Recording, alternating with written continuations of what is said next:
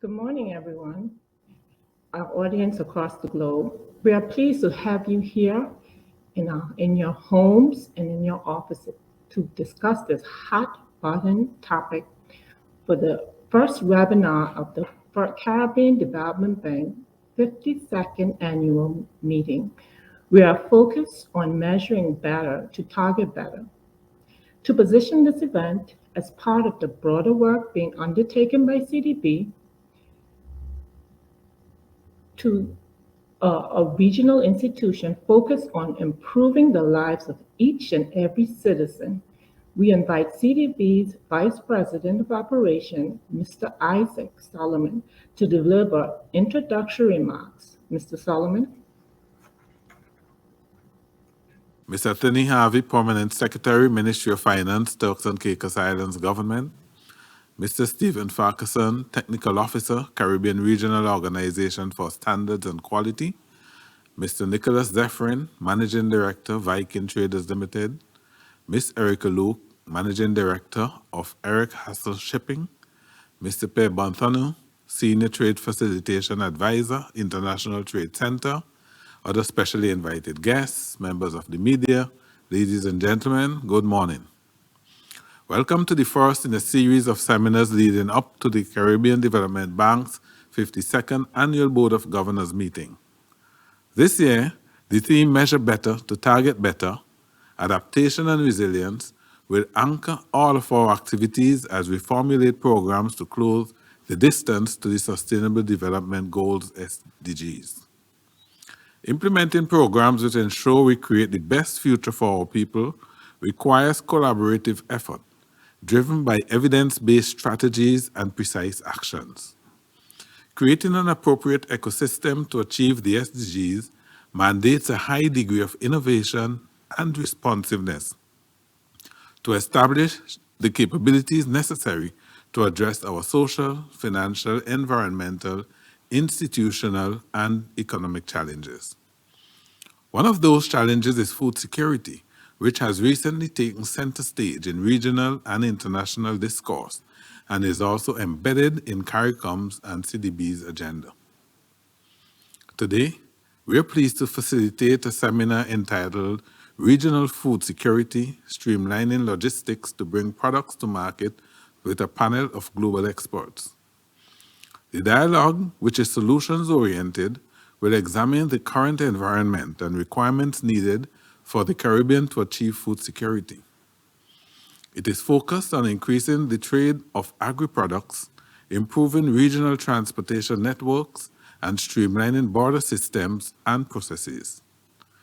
It will also provide a platform for varied perspectives by subject matter experts to posit concrete recommendations and identify quick wins and longer-term opportunities for collaboration amongst our private and public sector partners.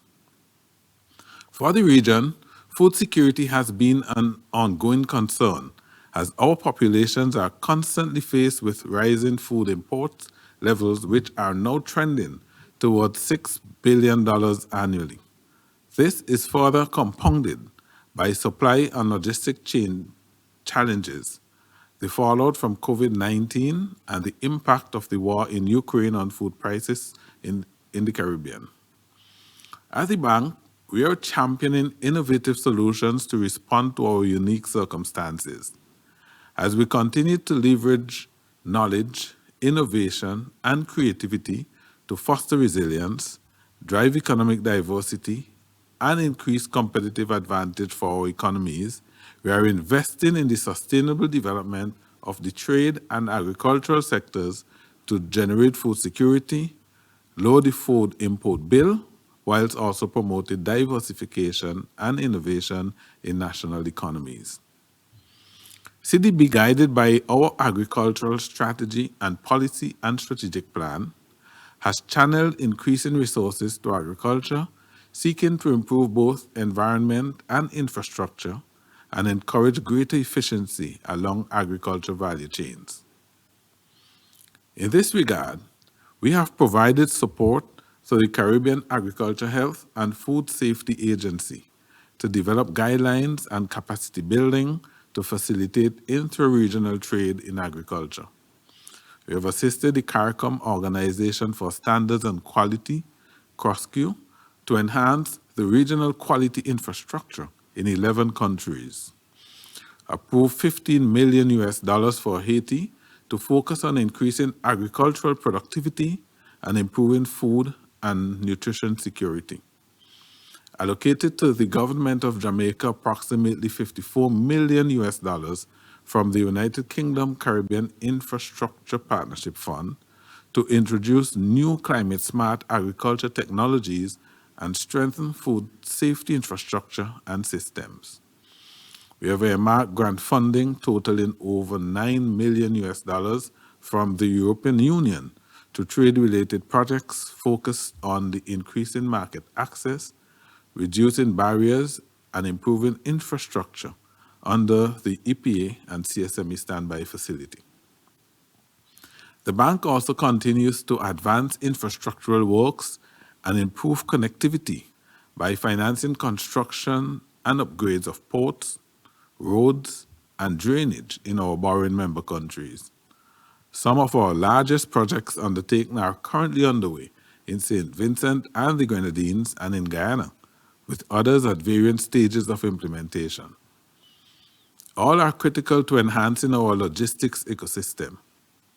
Not only are these interventions intended to create competitive economies with improved productivity and market linkages, they will also contribute to greater sustainability, better use of resources, and improve resilience against natural and economic shocks.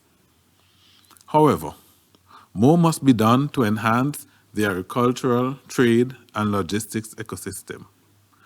To accomplish this, government, regional, and international financial institutions and private sector organizations must collaborate and find inventive ways to address the challenges. Our strategies and proposed innovative financing models will support these new remedies. Today's seminar will, beyond the exchange of views on the urgent actions to resolve these challenges, present a unique opportunity for identifying and shaping meaningful partnerships across all sectors.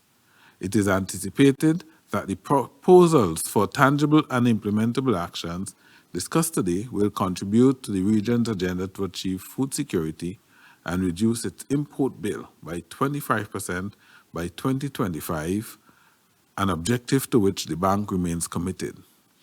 And with less than 8 years left until 2030, it is imperative that the region accelerate all efforts towards the achievement of the Sustainable Development Goals and our development now. I thank you and look forward to a meaningful discussion. I will now pass the podium back to Ms. Anthony. Thank you very much, President Solomon, for setting out the context for this meaningful and solution-oriented dialogue. To our audience far and wide, again, a warm welcome to the Caribbean Development Bank's first seminar leading up to the 52nd annual meeting of the Board of Governors. I am Anthony Harvey Baston, your host for the day, and you guessed it, I'm here facilitating this session remotely from the Ministry of Finance in the Turks and Caicos Islands. This year, CDB's annual meeting is being hosted in our hometown, TCI. While excited to host the virtual events, and we look forward to welcoming those who will be with us on the island next week in what will be a meaningful and memorable annual meeting.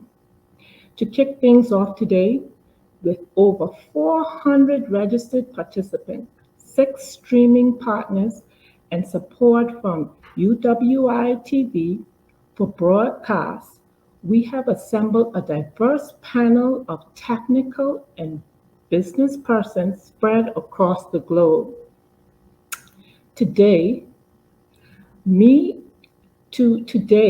joining me to examine issues around food security and the region's ambitions to decrease its imports by 25% by 2025, which is about 3 years away, I am pleased to welcome Mr. Pierre Bartholomew, Senior Trade Facilitation Advisor at Geneva-based International Trade Center.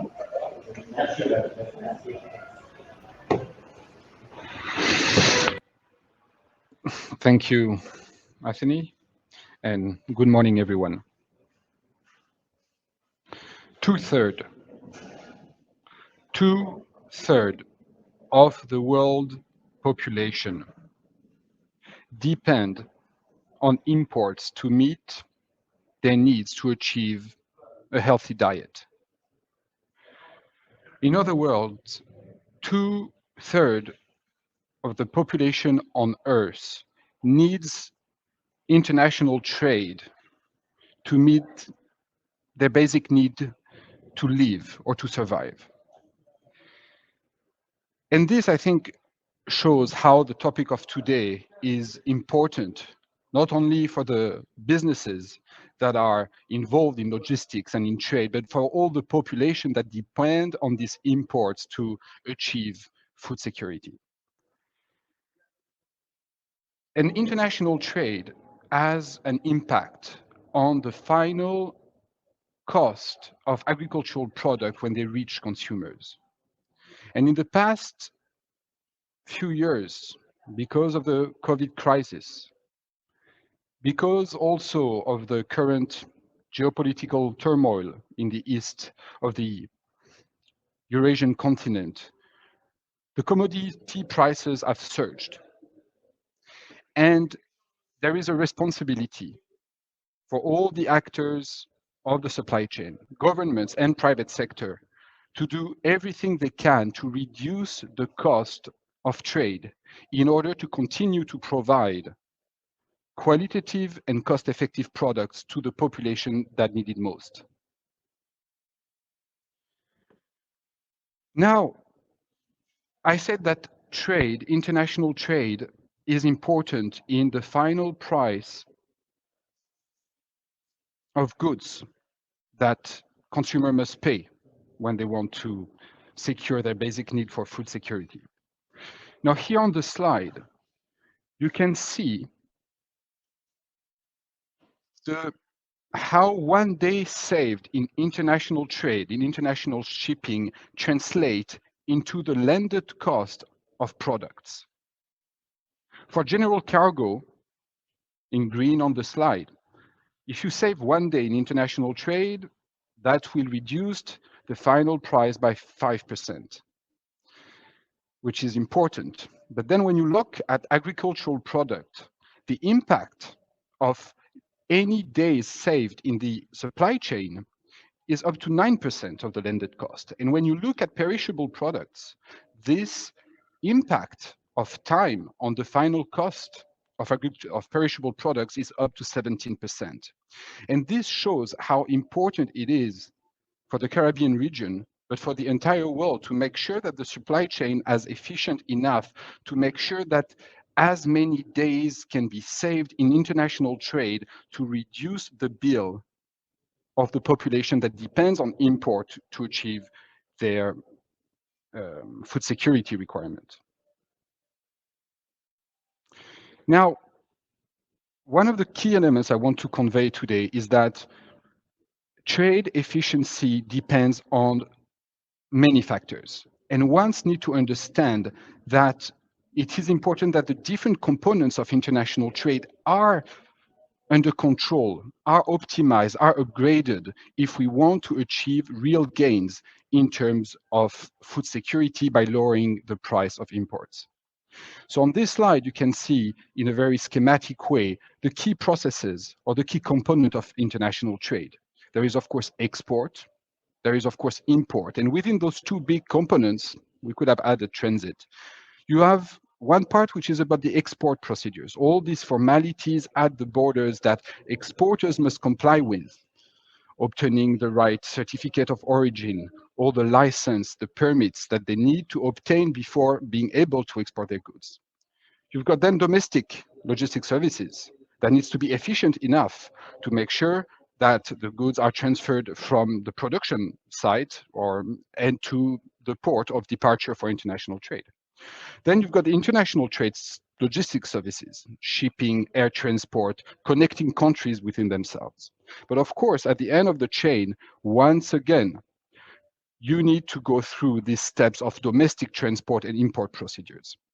So it is important always to look at international trade, supply chain, logistic in a holistic perspective and not focus only on one of these components that you see on the slide, because it won't get you the result that you want.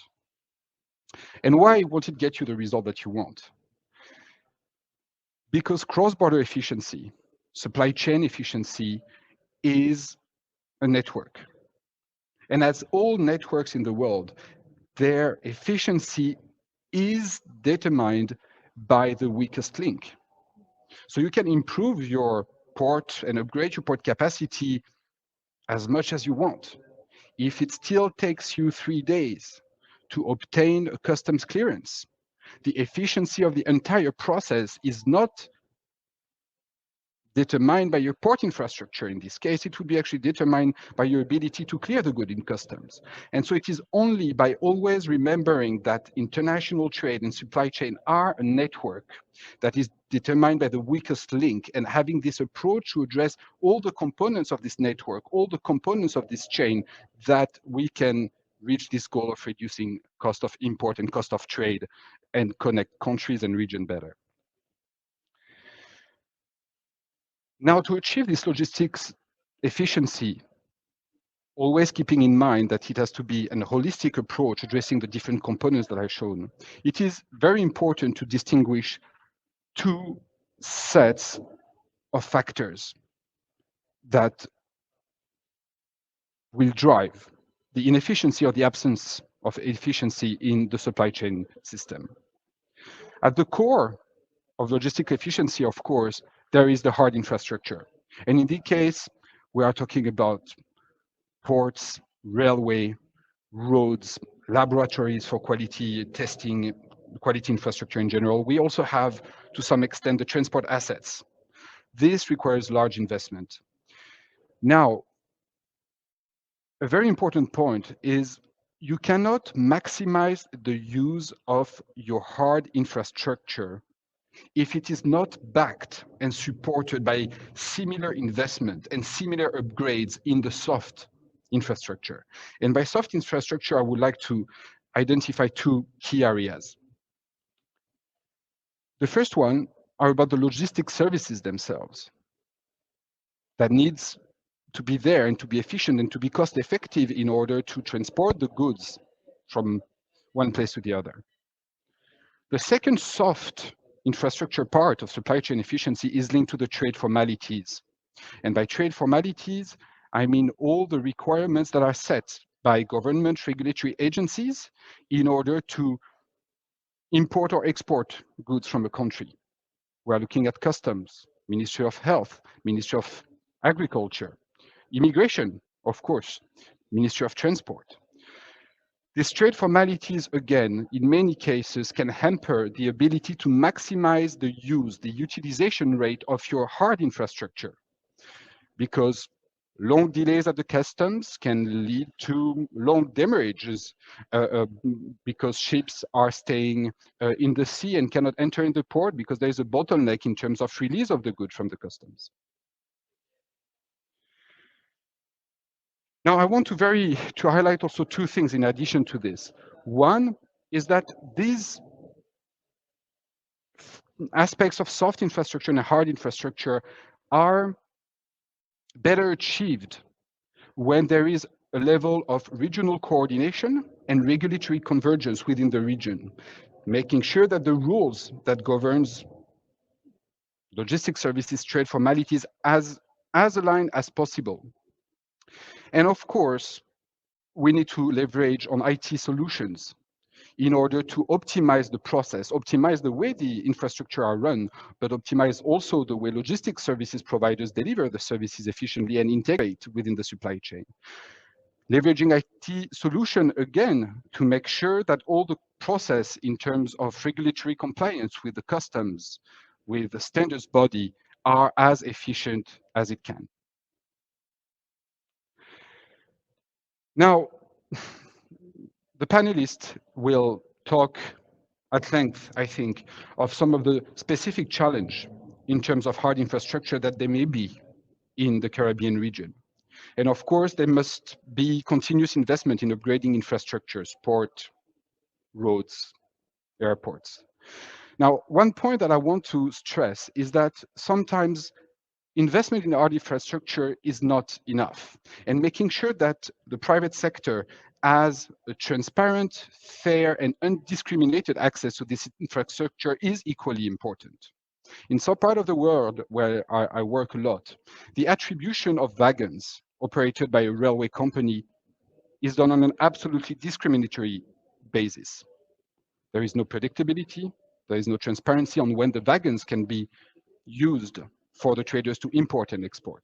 And despite the fact that the infrastructure are good, that there was investment in assets, the absence of transparent procedures and formality to access the infrastructure is jeopardizing the ability of the region to leverage upon their assets to deepen regional integration. So access to infrastructure has always to be kept in mind.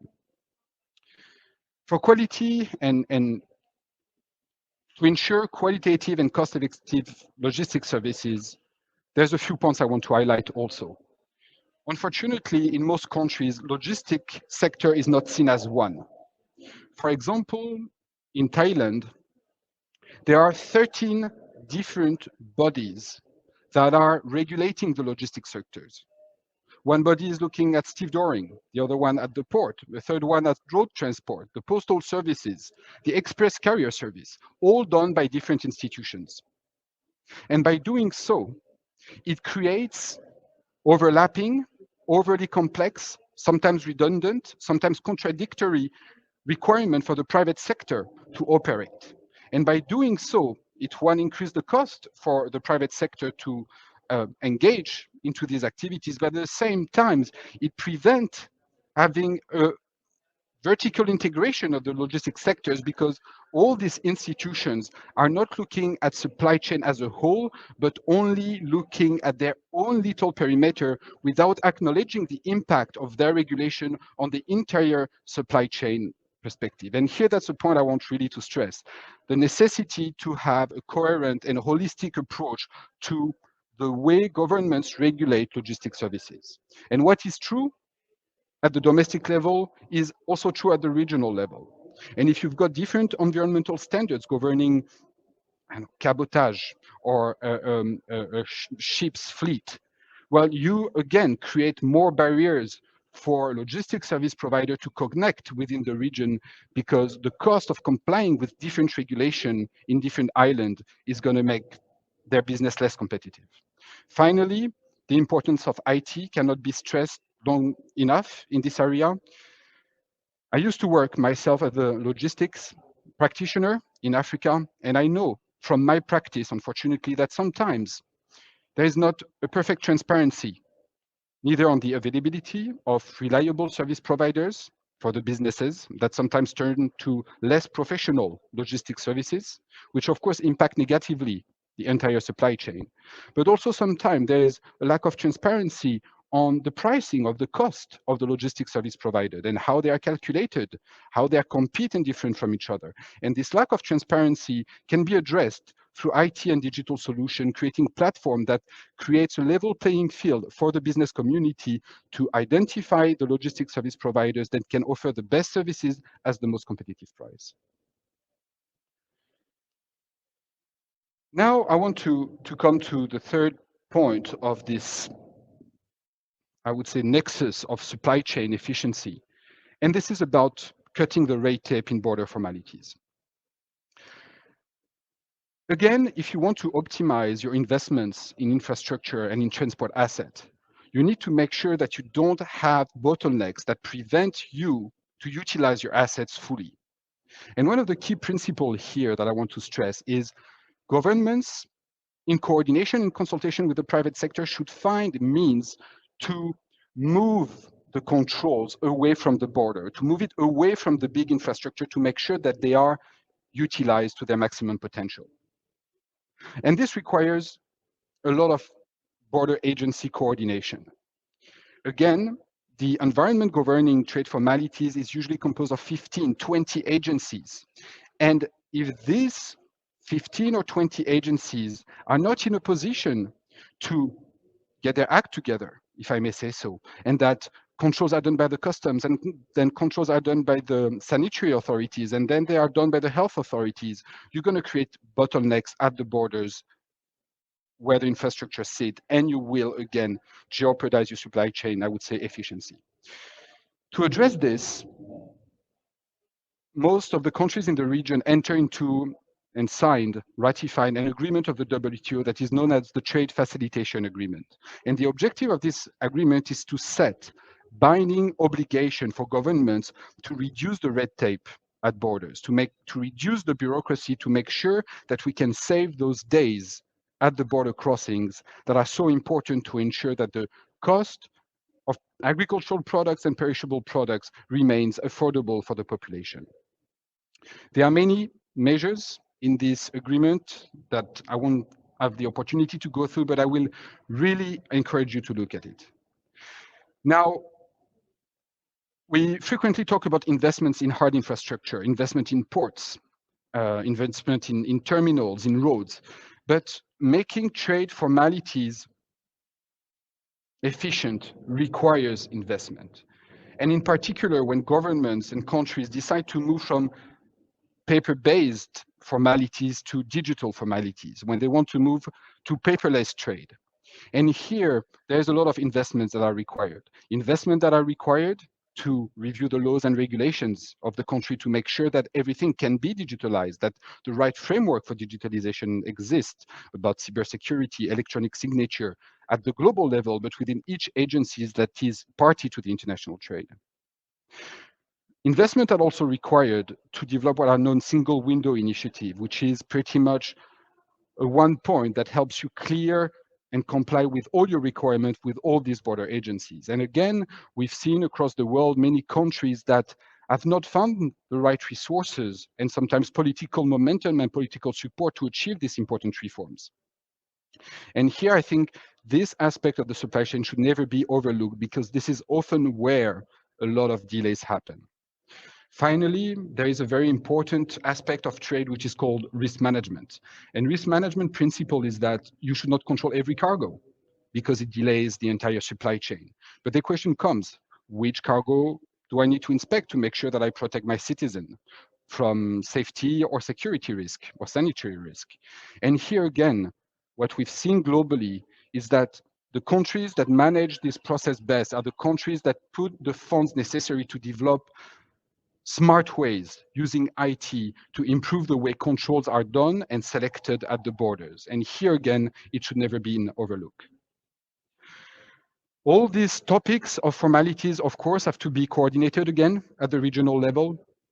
And I'm not going to expand too much because I understand we are running a bit out of time, but trade is about two countries, at least. In the context of the Caribbean, it is actually the entire region that wants to connect. So whatever is done domestically has to be coherent with what is done with your neighbors to some extent.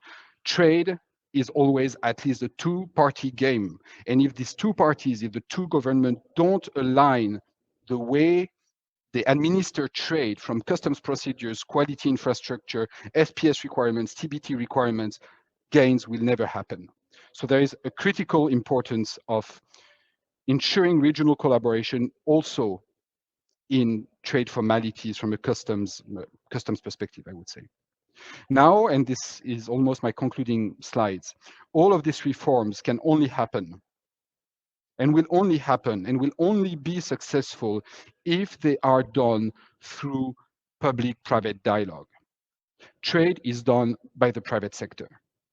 And all the reforms must be designed, implemented, monitored in partnership with the private sector. And this is the responsibility of both parties, governments and the business community, to sit together, to identify the problems together, to prioritize the solution together, to design the policies together. And it's only through this mechanism of public-private dialogue that success will be reached. Because there are many private sector stakeholders, there are many government agencies in the supply chain, and no single one of them can find suitable solution on their own. And it's only through this holistic and comprehensive approach of dialogue, getting government and the private sector in the same room, at the same table, that real reform will happen. Finally, and I think we heard this from the opening remarks, all reforms should always keep in mind the development priorities that the world has set for themselves through the Sustainable Development Goals. And when we think about trade, there are a few of them that I would like to highlight. Everything we're talking today is about, of course, zero hunger, making sure that every man, women, children on earth can access good and affordable agricultural product to meet their food security requirement. But trade is also about gender equality, making sure that women traders, women producers can harness the opportunity opened by international trade for their economic empowerment. It is about climate. We know that international trade has, unfortunately, a negative net impact on trade, on the environment. All investments, all reforms must always keep in mind how these reforms will influence the impact of trade on the environment, similarly on the life below water. Final thoughts. Supply chain efficiency is about working together. It is about looking at supply chain from a holistic perspective, from trade formalities, logistics services, hard infrastructure. Trade efficiency is only achieved when border agency, government agency coordinate among themselves, when countries that contribute to the same supply chain coordinate among themselves, and it only works when government and private sector sit together to find the right solution to make trade an enabler of food security. Thank you very much. Athini, back to you. Which looked at challenges and solutions in the logistic arena to improve trade efficiency in the agricultural products. Your insight was appropriate with the appropriate measures and solutions to improve trade and logistic ecosystems focused on food security. You know, from the delivery, we cannot tell that Pierre has completed his workday in Geneva since it is beyond 4 p.m. on that side of the globe. Thank you very much. You did a succinctly captured 3 critical logistic elements: infrastructure, regulation, and information flows. Also joining us today and to be a part of our panel is Mr. Nicholas Zaffarin, the Managing Director, Chief Executive Officer, Viking Trade Limited, St. Lucia. Along with him is Mr. Stephen Farrakhanson, Technical Officer, Accreditation and Conformity Assessment at CARICOM Regional Organization for Standards and Quality, better known as CrossQ in Barbados. He replaces Mr. Jared Omar, CrossQ's CEO, who is unavoidably absent. And last but no means least, Ms. Erica Luke, Managing Director of a family-owned Eric Hustle Shipping, and also headquarters in Barbados. At this session, we are honing in on solutions. Today, we interrogate various within the logistics and trade ecosystem are uniquely challenged and impacted, and what can be realistically accomplished by the cross-section of interests to enhance environment, achieve objectives, and set and agree to by Caribbean community, and also how regional, national interests can align to build more resilient economies to achieve the Sustainable Development Goals as CDB's Vice President expressed. Our panel can undoubtedly provide unique insight into challenges, opportunities in these areas. What can be seen from the presentation is an inextricable link between food security and trade facilitation. As we begin our discussions, looking at our region, which is comprised of many countries with varying processes, procedures, standards, and commodities, how do we identify strategies and, more importantly, implement more going forward with vision of improved food security and increasing efficiency across broader trade? Let's start by a local level and work our way up. If I can bring Nicholas in, your company, Viking Trade, which is operating from a base in the OECS, has been exporting a host of commodities, sauces, baking products, drinking, and other agri-foods for many years in the Caribbean. Do you have any thoughts on what was presented from a viewpoint of a regional exporter? Yes, well, the presentation so far has been very insightful. And as a manufacturer of food products, Viking Traders follows the HACCP system, which is the Food Safety and Quality Management System. For all the products it produces, we purchase raw materials, bananas, mangoes, coffee, green coffee beans, hot peppers, a wide range of raw materials which we use in our process. And we produce products to a very high standard. And these products, finished products, are exported not only in the region, but also into Europe, Canada, and the USA.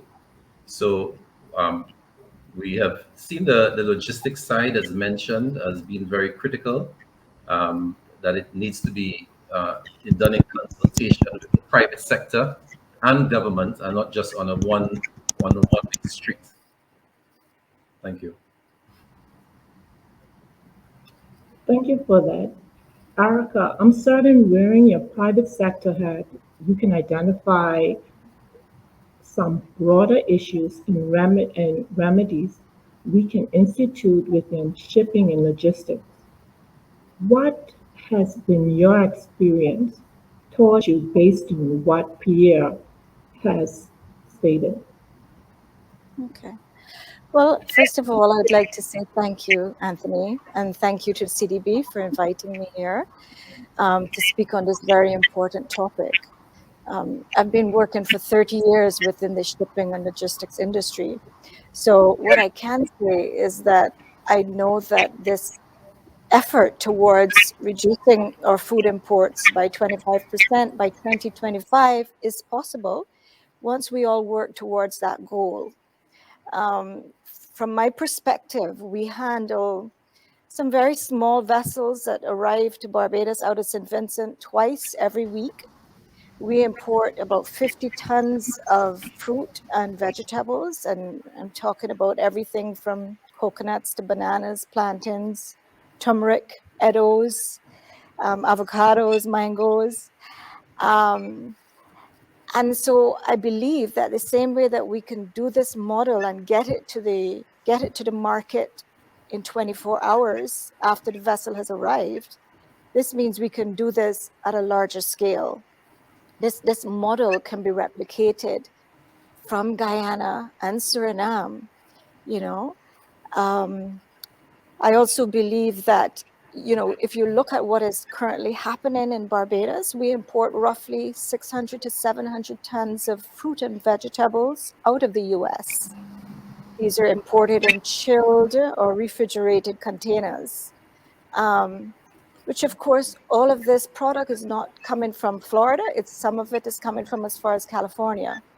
So you're looking at other issues in terms of, is this the freshest product we're getting? No, I firmly believe that we can get fresher product right here in the Caribbean.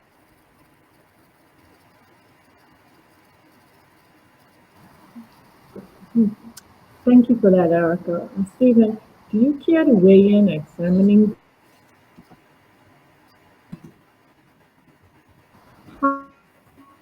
international organizations, including cross-Q, aid in increasing market penetration and availability of agri-products? Thank you, Anthony. First of all, let me say that the presentation by Pierre resonates very much with the objectives and activities of CrossQ. And as we look at, first of all, why are we here? I would think that we have to realize that one of the challenge has been that we have been price focused more so than quality focus. And the quality is what is going to drive the efficiencies and drive the effectiveness and the cross-border facilitation of trade. And so as we look at how we resolve the challenges that tend to trade in this region, one of the points that Pierre made is that we have to look at all sides of the equation and look at what are the weakest links. And again, we have to look at how do we incorporate the procedures and processes that the manufacturers and producers are using by having harmonized standards, harmonized regulations. We also have to look deeper at what are the next steps, which is then to have a system of testing and inspection. And by extension, how do we build trust into the products and services and the tests that are done? We have to look at our certification processes. We have to look at and having those inspection services, those inspectors that go to verify that these products are fit for purpose. Then we also now have to get involved in getting accreditation of those services and verification processes. So it's a loop of having all of the value chain for the product have a trust relationship between the producer, the inspectors, the certifiers, and the market. Thank you. Thank you, Stephen, for that contribution. I want to throw this question out to Erica, Nicholas, and Pierre.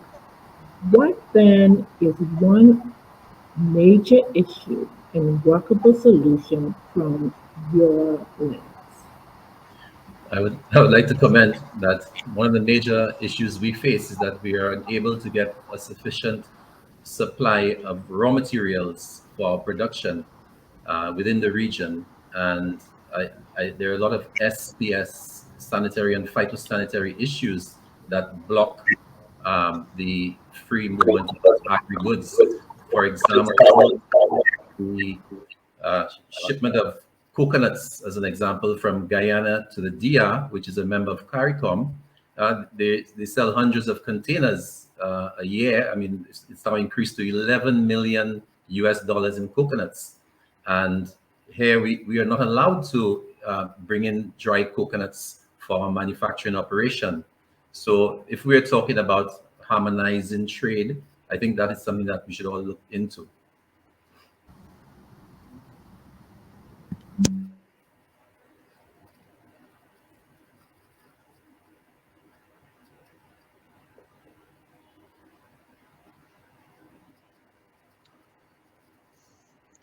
Anthony, unfortunately, I think you were muted. Sorry, my problem. Thank you very much, Nicholas. I was asking if Erica or Pierre, would you like to weigh in on this discussion? Maybe, yes, briefly, and I think I was really interested by the last two comments when it comes to the sanitary and phytosanitary requirements, and more globally, how quality-related and compliance-related license, permit, certification requirement can indeed hamper trade. And this is a phenomenon that we see across the globe as being one of the I would say the key hindrance to regional integration process or regionalization process of value chains. And here, there is not a silver bullet to this, because the quality infrastructure, as you may know, is composed of several layers. You need first to make sure that your mandatory requirements when it comes to quality, let's say pesticide residues that are tolerable in products, are relatively the same between countries. Then you need to make sure that your conformity assessment bodies will apply the same testing methods so that they can recognize each other's results. Then you need them to get accredited. And I think, Stefan, you pointed out to this, which of course is again a lengthy process to get accreditation. We can talk about 5-10 years process with heavy investment in the laboratory capacity, but also in training the staff to get to this level. And then it's only when you have built on both sides of the borders or on the different islands, and we would say these layers of capabilities, that you can then connect. And it's only when you connect that success happen, because when you connect, what happens pretty much, it means that the certificates issued by country A will be automatically recognized by country B, which definitely simplifies the bureaucratic requirements, but also potentially opens them more opportunity to source product from other countries that are themselves aligned with the same standards, applying the same type of testing protocols, and get some accreditation. And here I just want to close this remark saying that there are a lot of international standards set by international organizations, in particular in the area of agricultural product. And the more countries do their best to align themselves with the standard, the easier it will be for them both to import and to export to other countries, because they will be working at the right level. A very important point that goes beyond trade is that this only happens if the producers are supported by training, by investment to meet these quality requirements. Because if you set too high standards and then nobody can comply with it, what's the point? So here again, it's really a balancing act to make sure that the production capabilities increase at the same time as the, I would say, government-run compliance dynamics also increase to create a more conducive business environment. Thank you, Pierre, for that well thought out response and very interesting. At this point, I want to remind the online audience, which includes over 400 registered participants, to also pose questions. These will also be presented to the panel for responses. I want to pose this question here.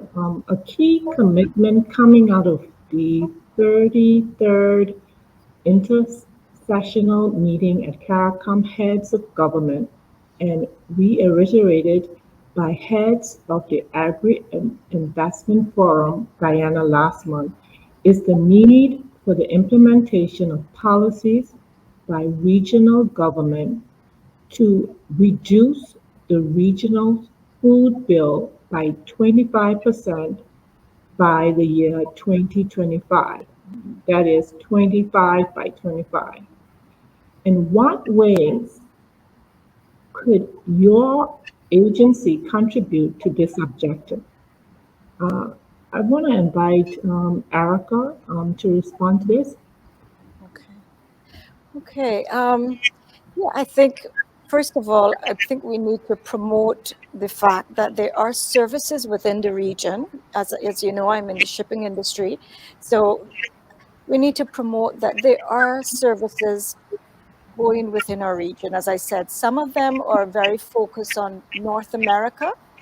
And so they're not all focused on the interregional trade. But what we need to do is engage those vessel operators and vessel owners and let them understand what it is we're trying to achieve. We also need to engage the actual importers, because as we know, The importers are the ones who find it very easy to go outside of the region. They get the prices they need, etc., etc. But we can look within our region, and once the trade is there, once the demand is there, then that gives inducement to the lines, and then the lines will provide the services. So, for example, we have currently a direct service that goes from Trinidad, then it will go to Suriname, Guyana, and then back up to Barbados, right through the region. But one of the things we need to look at is whether Guyana, for example, whether there are the capabilities there at their port to handle refrigerated produce. Do they have the refrigerated trucks to supply the produce to the port? All of these are issues that I believe we need to seriously look at. But as I said, I do believe this is achievable. Thank you, Arthur. Nicholas, do you wish to weigh in on this question?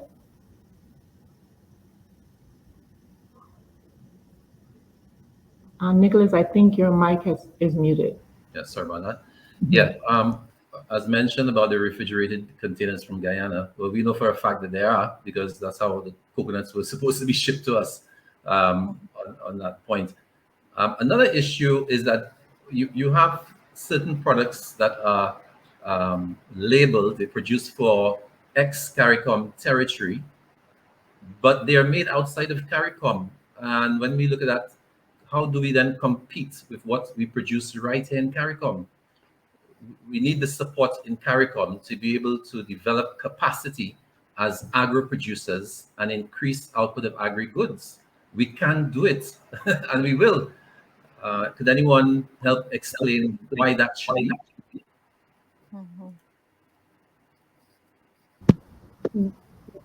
Thank you, Nicholas. Stephen, do you care to weigh in as well? Definitely. Let me first of all say that one of the things that we have to do if we're going to look at reducing the import bill is to look at managing and improving local production as well. And to do that, it requires that efficiency of the production process must be examined. And in examining the efficiency of production process, we also have to look at the effectiveness of implementing the requirements that would incentivize producers to produce more, as well as to get that product to market more easily. And that includes, one, implementing the appropriate procedures that would reduce waste, reduce customer complaint, reduce the challenges and cost of production. And in so doing, you also now have to look at what are how do we achieve this? And that would be done, of course, by having appropriate rules of engagement through standards, looking at effective testing regimes that would ensure the quality of your production and product.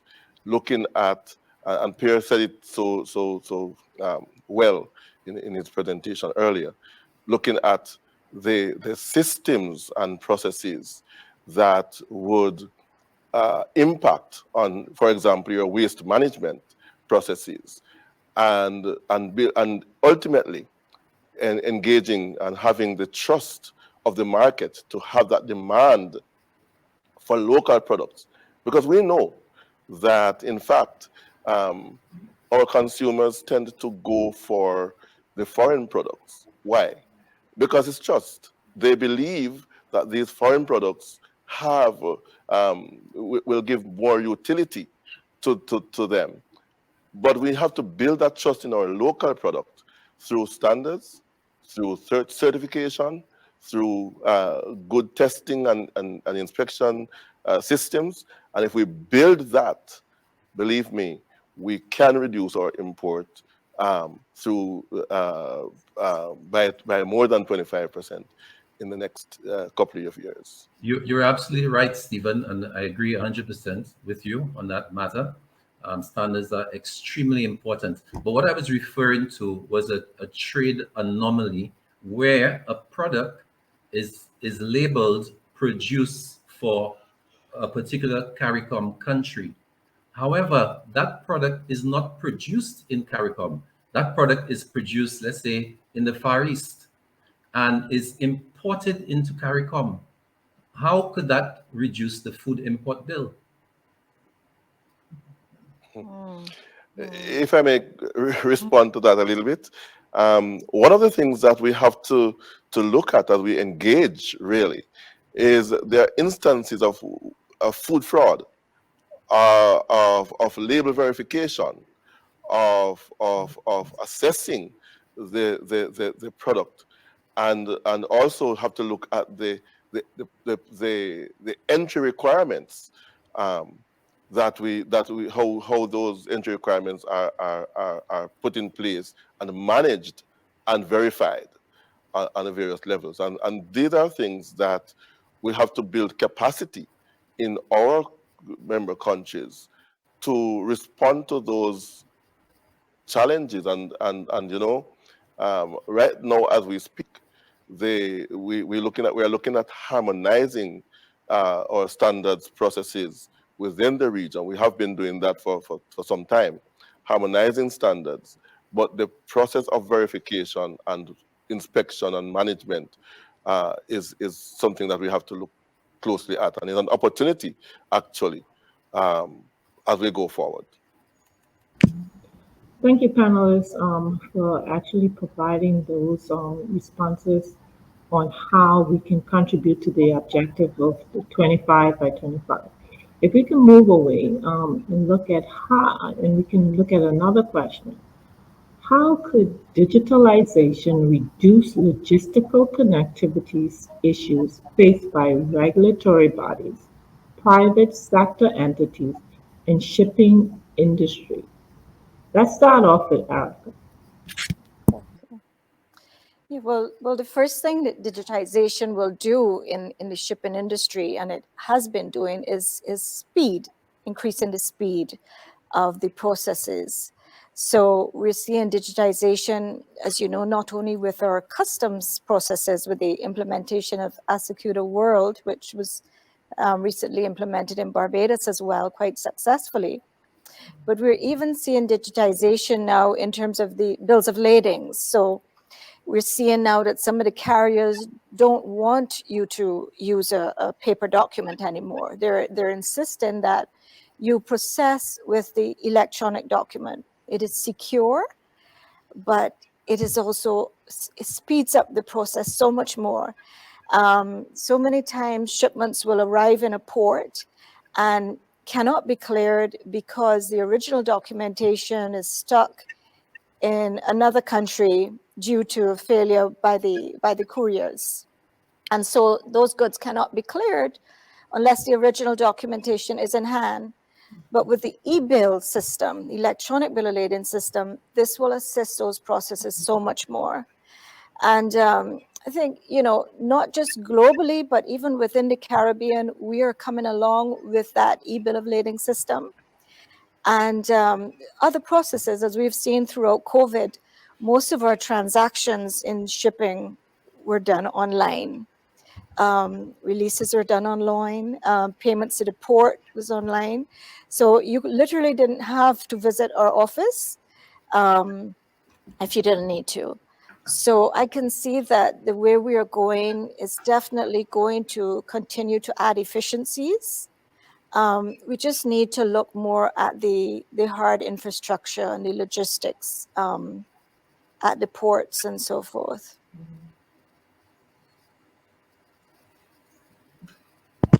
Thank you very much, Erica. Nicholas, Stephen, Pierre, any additional views? If I may, this is something that is also a very interesting and important regime that we have to look at. And let me say that just Monday, I was in a seminar, a webinar rather, with the International Organization for Standardization. And they are looking at the next level of digitization of the standards process. So currently, we have moved away from a totally paper-based standards process to the document, the soft copy versions of these documents being available instantly at the touch of a click of a button. But they're moving now to the next generation where the standards will be machine readable and eventually machine interpretable, which will be the fourth generation. We're not there yet, but what we have to begin to do is to look at how do we get the stakeholders on the ground to begin to embrace the digitalization, of standards, and then the digitalization of regulations, because then at the port of entry, and the producers, the manufacturers, the farmers will know what are the regulations right at their fingertip, on their phones. What are the requirements for a product? What are the engagements that they will need to be involved in or with to get their product to market across the border? And so these are things that we really have to embrace and begin to train our stakeholders to use and understand the digital economy that we are in now. Thank you very much, Stephen. Yeah, I would agree with that as well.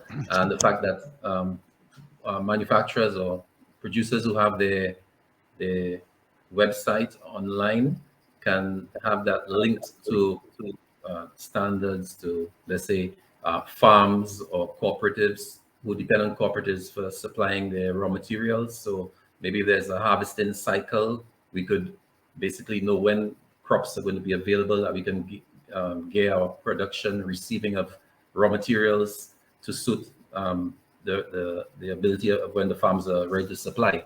So I think anything in that direction is very positive. Maybe, Anthony, if I may also contribute to this question on digitalization. ITC, the organization that I represent, has conducted in 20, 30 countries some detailed analysis of the formalities to import or export. And in most of the countries we've worked, you need actually between 40 and 50 interactions between the business and government authorities to be able to import and export. You need usually up to 120 documents to complete an entire international trade transaction. So 89 interaction, this is 89 times someone, if you're on a paper-based mode, that's 89 times that someone has to take his car, get to an agency, wait in line, give the paper, wait for the stamp to be put, get the paper back, go back in this car, go back to the office, get another document, etc., etc., etc. 89 times. And every time you need different copies to print the same documents, not once, twice, 3 times, but some documents are requested up to 15 times in an international trade process, every time. And same government agencies from the same government are going to ask you the same document many, many times, and potentially not accepting copy. So of course, digitalization is key to solve all of this, because it limits the need for physically moving, which is a huge loss of time, and time is money. It also allows for traders to submit documents only once, and then it is for the IT system to dispatch these documents to the different agency that requires those documents, which of course, I'll just flag it, needs quite some change in laws and regulations so that government agencies accept copies and soft copies of document and not the original, but this is just changing a bit of regulation. Mm-hmm. Now, there's 2 points I want to flag in digitalization. One, don't digitalize complexity. If your processes of import and export are complex, just bringing IT will not solve things. Before you bring IT, rationalize things. That's something we've seen all over the world, where some countries have rushed into digitalization without looking at the relevance of certain of the requirements. And when you put this in IT, it's not easier to solve complexity. So my key point with digitalization is simplify first and digitalize once it's simple. Don't do it the other way around. The second point is that digitalization is even better when it's done at the regional or international level. And digital document can be shared across border, and more we see automatic data exchange across border administration or between the traders and the administration. And here I want to flag again two things. There's a very important measure that may be available in some of your countries. It is called pre-arrival processing by the customs, which means you are supposed to submit all your customs information ahead of the ship arrival to the port, so that the customs can, before the ship arrives at the port, starts to process and assess whether inspections controls are required when the cargo will be there. Of course, this is easier done when it's digitalized, and this type of measures can really reduce the time and the bureaucracy at the port. Now, and I want to take this opportunity also to answer some of Nicolas' point on this, let's say, a cargo labeled under CARICOM that are not coming from CARICOM, and how digitalization can solve this. This type of problem usually are solved by the certificate of origin. Here we have a problem of origin, if I understand correctly. You've got a product claiming that it's from the region that then may be granted some preferential access while it is not. Well, there's a document that usually sorts this problem, and this document is the certificate of origin. Unfortunately, it's not that hard to falsify certificate of origin, and this is where digitalization becomes so critical, because through digitalization, you can actually access global ledger where all the certificate of origin issued by any chambers are registered, and just by taking your phone and scanning a barcode on the certificate of origin, the customs authority can verify whether indeed this product is originating from a CARICOM country, or whether it's originating from the Far East. And here, digitalization, in addition to speeding process, is actually a great leverage to ensure trust and authenticity of the documentation within international trade. Thank you, Pierre. Thank you, panelists, for that in-depth discussion about digitalization. Now we're going to turn to our online viewers for our first question. There's a question from Maui. The private sector can help with food logistics and food security, diversify. Solar and farming works good together. So why not make financing available for private sector to reduce the bill of one import and increase export? If we want to achieve trade efficiency, start discovering green opportunities. Panelists, do you care to weigh in? Well, I think if I may start, that's one of the objectives that our government is looking at with Guyana. I know they've been speaking and bringing, I don't remember what they call those houses, but type of a greenhouse that they build in Guyana. And they're looking at bringing that model over here in terms of farming. But yes, I do believe that the private sector will need access to financing. They will need that assistance. Even if we look at it in terms of the vessels and trying to make the facilities available for the vessels to transport chilled goods, you know, they will need refrigeration facilities. So there would be financing that would be needed. Maybe even CDB might be interested in assisting in that area. Thank you very much, Erica. Nicholas, do you care to weigh in? Yeah, I would definitely say that another aspect is solar energy, putting solar panels on rooftops, etc., to help reduce energy costs, especially the serious price hikes we've had with fuel in recent times and electricity costs. So that's a big win for the private sector, for food manufacturers, especially when you have differences in cost of fuel between islands in CARICOM. That would help to smooth the different make the playing field more level in that regard. Okay. Thank you very much, Nicholas, for your contribution into the discussion. Maybe Athene on this one, just very, very quickly, I promise. I think the idea is brilliant to develop local production capacities, but one has to remember that probably solar panels have to be imported. And while of course your food bill will drop down, you've got another bill that's going to go up. And again, some of the problems that we are hearing about the necessity to improve logistics and supply chain will be transferred from agricultural product to other products. So again, the world is not an island, and even if you're an island, you are connected to the world, and you will always need to rely on trade, even to improve domestic production capabilities, or even import fertilizers or new entrants for the agriculture. So even solar panels need trade. That's right. Thank you, Pierre. If we can move on to our next question, and it's from a LinkedIn user. Is there a regional collaboration and engagement initiatives between various ports or port authorities in the region? Engagement is critical in identifying next steps in this regard.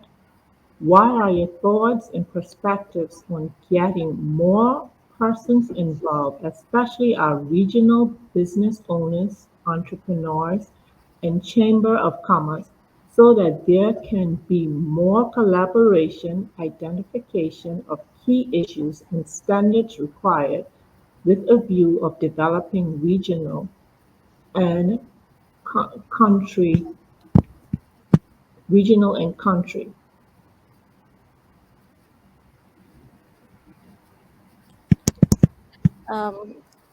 Yes, I would. They are definitely port associations. There's a Caribbean Port Association. There's also a Caribbean Shipping Association.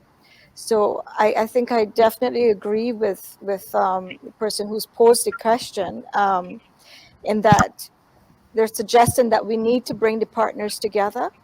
So yes, we need to engage the ports, business owners, but I think we also need to involve the public sector, and the different aspects, customs, the border control, and so on. We need to bring all the partners together. I don't know if you want to weigh in on that, Stephen. Yeah. Yeah, and just to note that one of the work that CrossQ is doing is looking at value chains through what we call stakeholder national dialogue. And these national dialogues actually bring the various stakeholders of a particular value chain together to discuss what are the challenges, what are the needs, what are the areas of concern. And let me say that some of this is actually sponsored by CDB. So it's good that we are here today under a CDB flag. And not only that, all of the processes in the quality infrastructure, and all of which CrossQ is particularly engaged in, with the support of CDB and the EU, among other sponsors, is to help engage stakeholders in standards development. So the good standards development practices requires that all stakeholders participate in the process for the standards, for a particular product or service.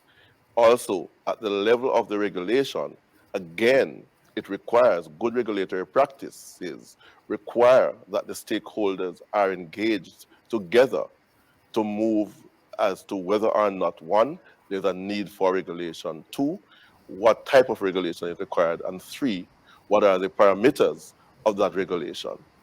And those two major processes would be the background, the backbone, if you're going to go into other aspects now of the implementation process, because the stakeholder would have been involved in defining the protocols and procedures. Thank you very much, Stephen, for cross-piece perspective on that question. We also have another question from Janet from our online audience. The healthiest and most nutritious human diet is a wide diversity of local grown foods. Local agriculture is the foundation of resilient food systems, but has contracted dangerously in the Caribbean. The pandemic rapidly revealed the vulnerability of the Caribbean region to imported foods, with pricing and supply chain threats affecting household nutrition and pocketbooks. Strengthening intensification of domestic production requires improved management of soil and water resource systems. Panelists, do you care to weigh in on this?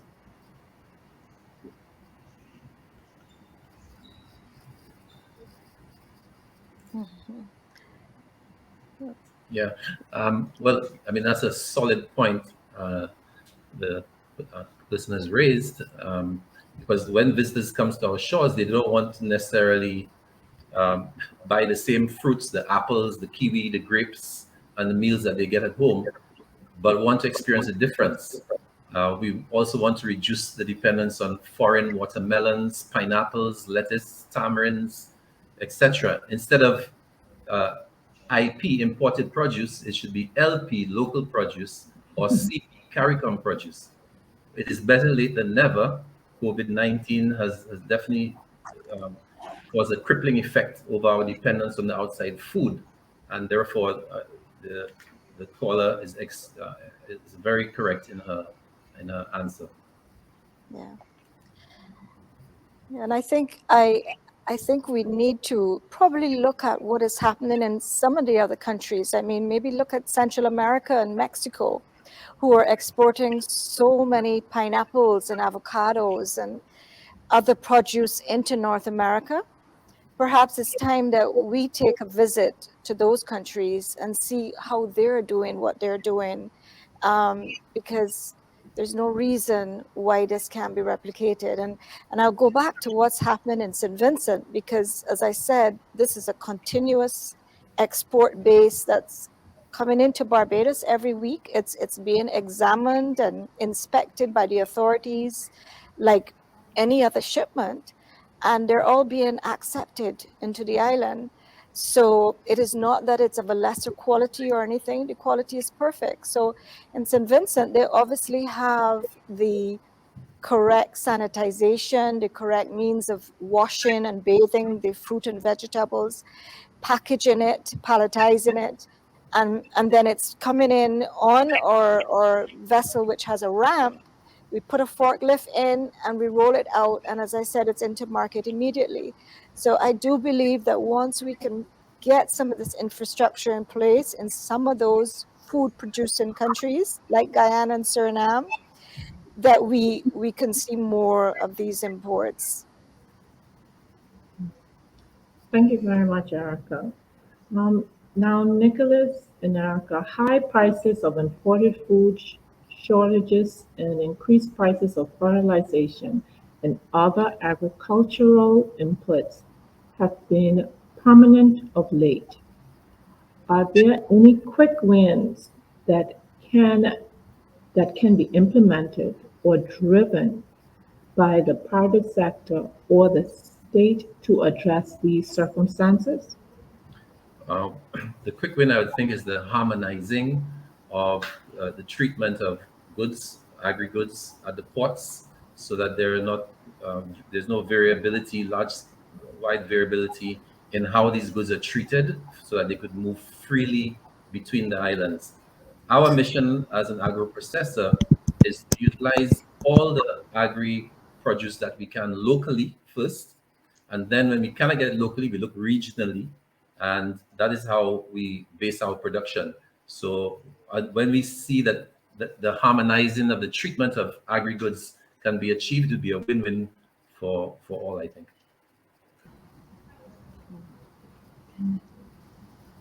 Thank you very much. Erica, do you care to weigh in? Well, I think as Nicholas said, you know, the harmonization is very, very important. It can be one standard for some and another standard for others.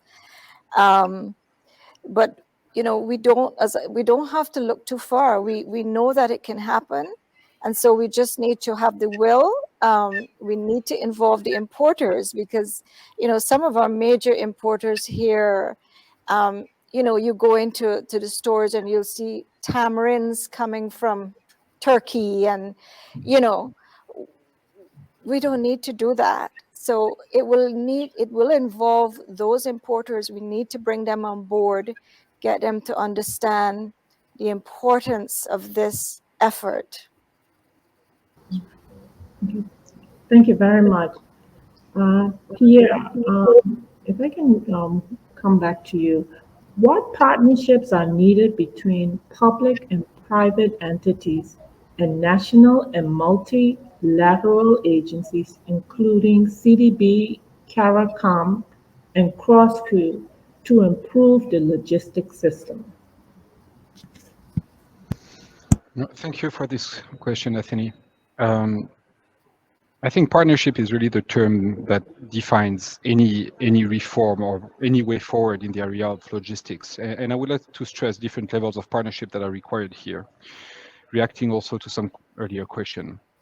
The first one is a partnership among the private sector themselves to create the right coalition at the national and regional level to influence the policymaking process and the reforms, and to prioritize the investment that are really needed for the business to thrive and for the, let's say, the regional products to be more efficiently sourced from one island to the other. And this doesn't come that easily, because different parts of the business sector have sometimes diverging interest. The shipping lines may not have exactly the same interest that the stevedoring, that may not have exactly the same interest than the customs broker, which may not have the same interest than the truckers. And so there is really some work to be done by the private sector to create a common, to set up their own priorities among themselves to be able to have an impact with their government. Then the partnership between the private sector and the government, when the private sector has, I would say, clarified its priority, then it is, of course, to engage into this. Usually it's better when it's an institutionalized and continuous dialogue. I've worked with government all the time. Coming in and saying, I'm not happy with this and go back, don't get you anywhere. It is actually to build this trust. It's a term that has been used many times.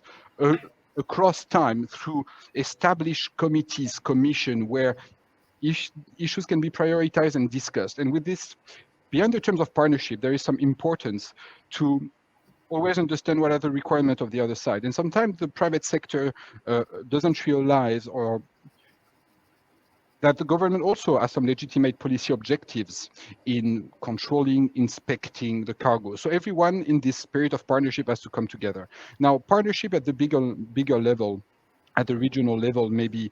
I think it is great that the Caribbean Development Bank is steering this process, because when we talk about trade, often the finance part of trade is not seen that well. And throughout the discussion, we've seen the need for investment, supporting farmers, supporting infrastructures, supporting the soft part of infrastructure for digitalization. And here, I think also broadening the partnership to involve the financial sector and the insurance in the discussion is very important. And finally, at a global level, I could only encourage all the countries and the private sector to follow, for example, the ongoing negotiation in agriculture at the World Trade Organization, and of course to connect with other countries and other organizations to learn about applicable international standards, to learn about best practices for deepening regional integration through trade. And again, as a representative of ITC today, you can always call to organization to try to bring some experiences and expertise in how to make supply chain efficient for food security. Thank you very much, Pierre, for the response to that. We have a sent in message from Jose. So Jose states, unless we lower the cost of production, we will continue to struggle to reduce the import bill. Access to credit is the limiting factor. Um, can we get Pierre to weigh in on that, please? Sorry, Nicholas, to weigh in on that. Okay. Access to credit is very important because when we look at the achieving the goal of food sustainability and food security, it is going to require a paradigm shift among uh, food producers to realize that, okay, we've been here for so many years, in our case, 30 years plus, that we now need to invest more heavily in capital and to have more machinery, to hire more labor. And what that is going to do is going to have a multiplier effect on the economy. But for us as individual producers, we will be able to reduce our unit cost of production and benefit from economies of scale. And then we'll be able to better make those linkages, and then it will all go well for the whole economy. So as manufacturers realize that this is the opportunity, they need to expand, they need to invest uh, at this critical juncture. This will play a very meaningful role, I believe, in helping to transform the situation as it stands right now. Thank you. Thank you very much, Nicholas. Erica, do you care to provide any feedback?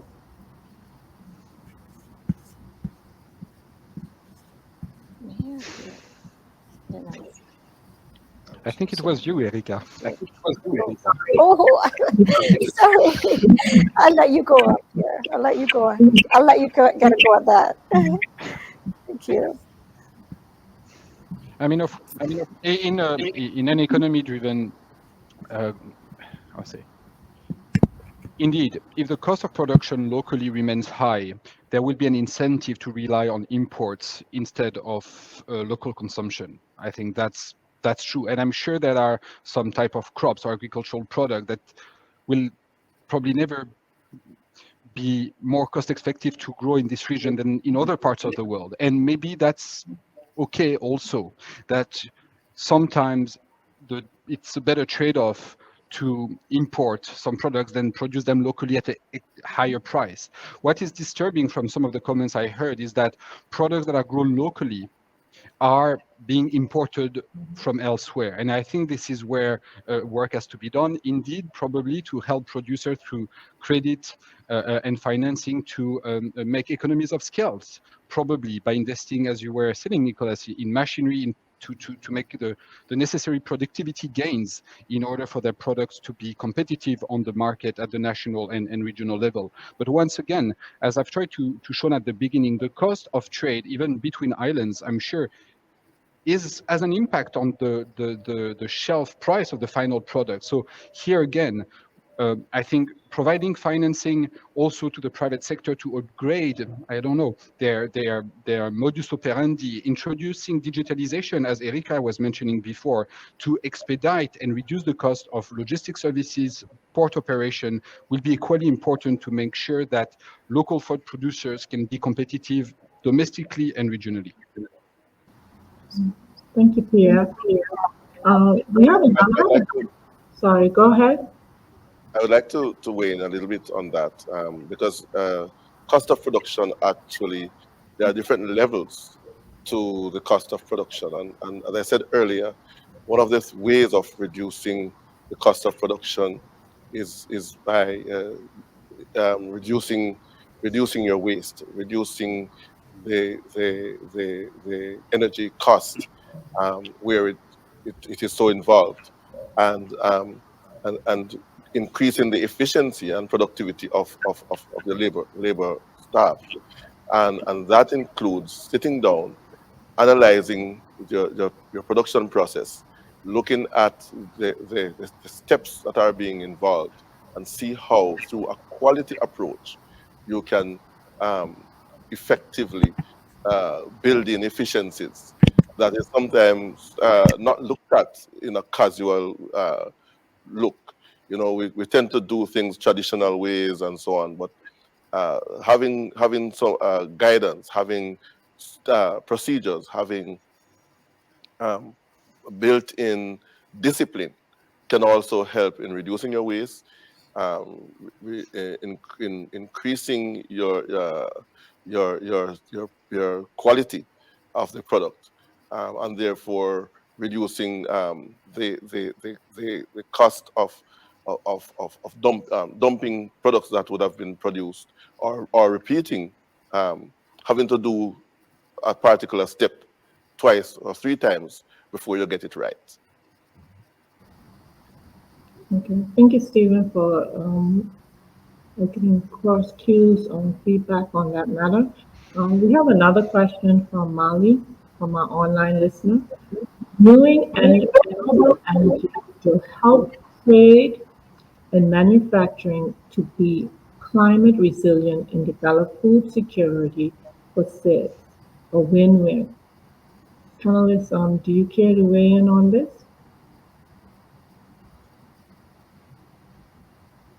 Yeah, well, we spoke about renewable energy, and I mean, I know in Dominica, for example, they have the geothermal energy, and solar energy, as we mentioned before, for your production operations. Definitely, all those factors can help reduce cost, and electricity costs in particular, which is very high in the Caribbean. Thank you, Nicholas. Stephen, do you have any contribution? Well, I would like to say that one of the things that CrossQ is doing currently, as we speak, through sponsorships, and that is, I need to highlight here, that's partnership and collaboration. Interagency collaboration is very important, because at this time we're involved in looking at energy efficiency program. Now, it's not specific to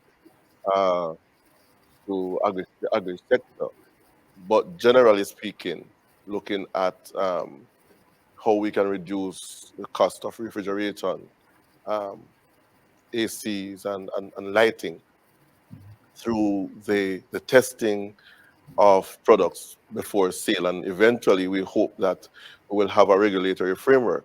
But at this time, it's a voluntary framework within which we're asking importers of particular equipment for refrigeration, ACs, and lighting to have a test done on those equipment that will demonstrate that this product is utilizing less energy costs, reducing energy consumption rather, and then it would have those products labeled as such, and consumers can then make a choice. In the wider market, of course, renewable energy is probably the way to go. One of, I think Pierre mentioned though, that you'll now transfer, because you'll have to look at how can we verify the efficacy of some of these so-called energy efficient, for example, photovoltaic cells. You know, it says it's a 1,000 kilowatt unit, but then when you test it, you may find that it is not. So we have to also build in some kind of testing regime into that as well. So, you know, it's a balancing act, so to speak.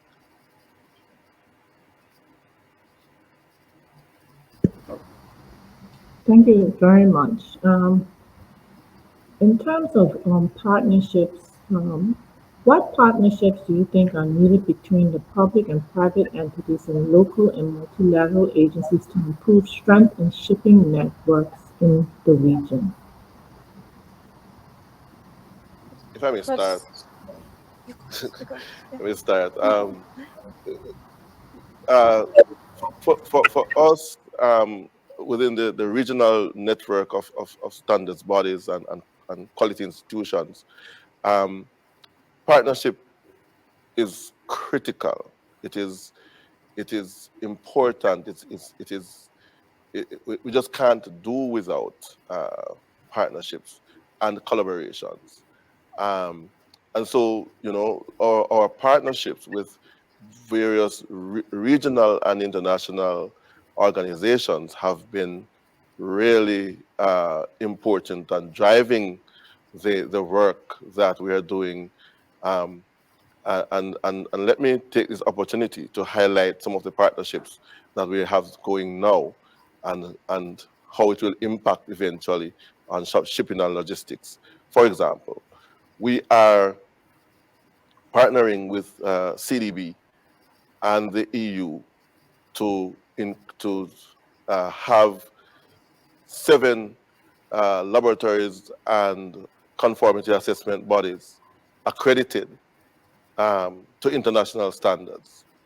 We're partnering to have 6 private sector organizations. A lot of them are agriculture-based, agro-processing-based institutions to get them certified to international standards. We are working with a number of calibration labs across the region, what we call national metrology institutions. These are the testing of measurement devices and so on, for mass, for frequency, for volume, for various aspects, any kind of measurement requirement for trade. We are partnering to have these labs accredited or internationally recognized in some form or the other to build a quality management system into this. We're also partnering to have value chain analysis, as I said before. We're having national dialogues, and we are now also, we have developed a regional quality policy, which is now being transcended into national quality policies in various countries across the region. And this is helping in terms of having a framework around which we can build a quality process. We are also partnering to have national quality awards in some member countries, and these awards will bring focus into quality production and give companies, private sector companies, the bragging right to say that my production process has won this award, and we are, you know, it's a demonstration of how well we are doing.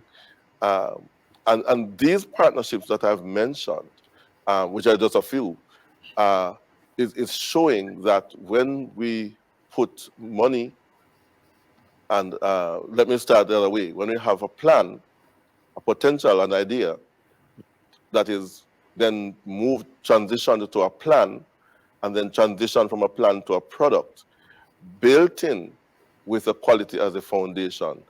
And we have the partnership that will put us together to implement and have those processes as best efficient as possible. Anything can be achieved, and therefore we have to ensure that we have a good partnership in building out our agro sector and in building out our logistic processes. Thank you. Thank you very much, Stephen. We can see that partnership, we've seen that partnership is key in us reaching the 25 by 25. And I think every panelist who has taken part in the discussions today, to our online audience, time has definitely flown. As we wrap up things, each panelist, what would be a quick win that could be implemented to immediately improve the regional logistic system for agri-food? Ladies first. Let's start with Erica. Over to you. Sorry, could you repeat your question? Sorry. No problem, Erica. What's one quick win that could be implemented to immediately improve the regional logistics system for agri-food? Well, I think the quick win is for us to really embrace what we have within this region and to do our best to develop it, because as we've all seen over the last 2 years, what has happened to freight costs. We're importing everything extra regionally, internationally, and we've seen freight costs escalate, sometimes 100%, 200% out of the Far East. So I think this shows us how vulnerable we are to these external shocks. You're seeing what's happening with fuel prices right now. The costs are still increasing. So if there's nothing that should convince us more, it is that we need to look within and develop with what we have here within this region. And that's my quick win, that we can really achieve this 25% by 2025 if we really get together and want to do this. We can make it happen. Thank you, Erica. Stephen, do you care to share? Sure. My quick win would be to have a centralized database that provide market intelligence as to what is required, by whom, and by when, so that our producers or our regulators can harmonize in having a central spot online, digitally available, so that all would have the same harmonized stage where you can go to get market intelligence to build out things. And I think we can partner with CDB, hopefully, or others to build this system and have it available immediately for you. So our standards, our regulations, and our other protocols can be centralized and easily accessible. Thank you, Stephen. Nicholas, do you have any thoughts on one quick win? Okay, as Stephen mentioned about harmonization, especially in regards to SPS issues that hold back the free trade of agri-goods through the region. I would agree with that. And also that CARICOM country, I want to praise the recent agreement between Guyana and Barbados to assist farmers in the drought season and to encourage more goods to take place and processing facilities to take place there, and to actually try to reverse the negative excess imports over exports taking place, so that now they can have agri-products from the region and also into Miami. So I was very heartened about that. And I would like to see also the CDB assist the agri-producers wishing to upscale and modernize their operations and obtain GFSI certification. And that will be critical for partnering with them. Thank you. Thank you. Pierre, as the saying goes, the first shall be last and the last shall be first. Now you opened and now you closed. What's one quick win, a low-hanging fruit to improve logistics and trade in the agri-food?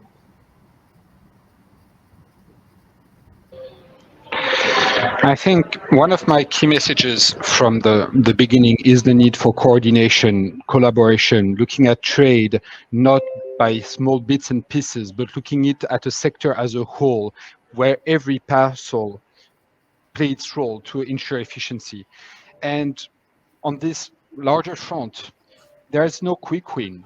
There is long, hard, continuous hard work to bring government closer together, business closer to the government, coordinate between public and private at national and regional level. However, because I'm prompted to talk about one quick win, I think with the right support and with the right political will, digitalization is something that can be achieved. And we have seen the hard way, I would say, with COVID, how fast We've been able to transition from paper-based to digitalization, and we heard this from Erika. So let's not wait for the next pandemic and continue on this momentum to digitalize trade so that logistics service providers can integrate their service more deeply and to make sure that all the government services, customs, standards can be delivered to traders and consumers as fast as possible. So my quick win, simplify your formalities and digitalize.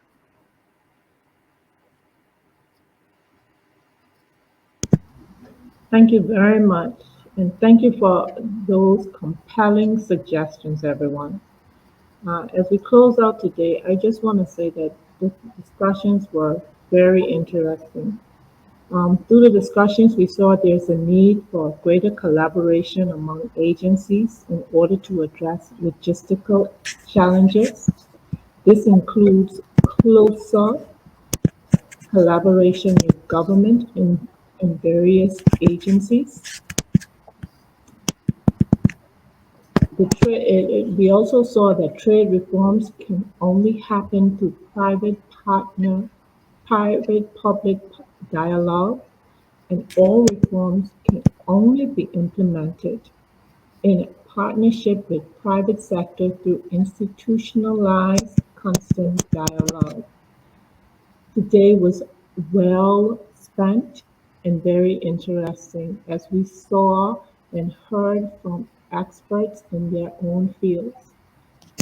Thank you very much for everyone joining, and I hope that the discussions we can see how we can achieve the Vision 25 by 2025. Thank you everyone, and I hope to see you again on Friday. Thank you.